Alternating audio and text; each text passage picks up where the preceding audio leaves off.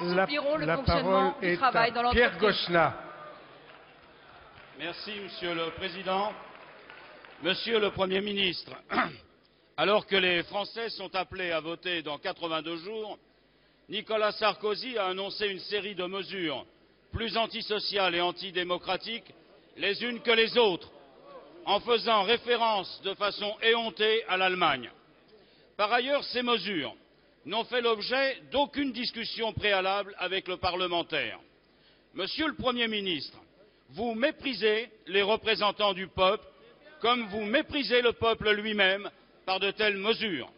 TVA antisociale qui sera payée sans modération par les classes moyennes et les ménages les plus démunis pour une nouvelle fois dégager 13 milliards au profit du patronat. Imposition d'accords d'entreprise dit compétitivité emploi visant la mise à mort du Code du travail et des droits des salariés. Instauration de la règle d'or imposée aux États et aux collectivités territoriales au détriment du service public. Quant à la partie consacrée au logement, elle n'apporte aucune perspective crédible, rien sur le logement social, rien sur les communes qui n'appliquent pas la loi SRU, rien sur le mal logement. En définitive, ces mesures constituent un véritable coup de force contre la démocratie, car vous voulez les imposer avant le vote des Français. Pire encore, elles n'entreront en vigueur qu'après les élections. Cela revient à bafouer le suffrage universel.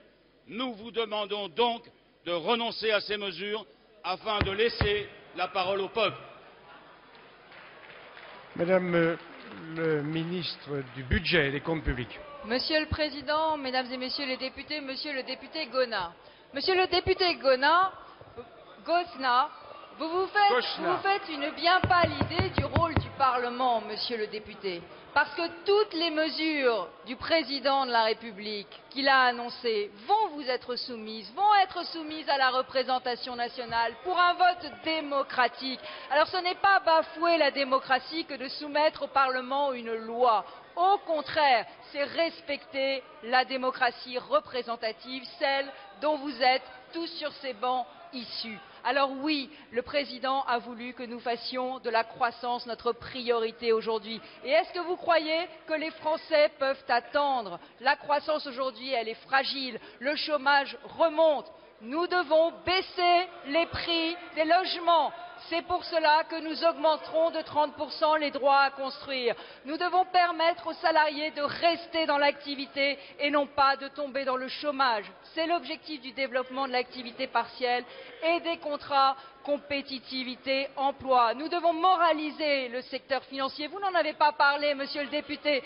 C'est l'objet de la taxe sur les transactions financières que le Président de la République essaye aussi d'élargir à nos partenaires européens avec le talent et la conviction qui sont les siens.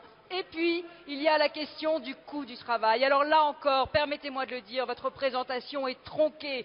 Vous ne présentez que la moitié de la mesure. La hausse de TVA, vous oubliez la baisse du coût du travail. Est-ce que vous savez, monsieur le député, à quel point nous avons perdu des emplois industriels, à quel point nous avons perdu des parts de marché à l'export? Aujourd'hui, la baisse du coût du travail est une nécessité.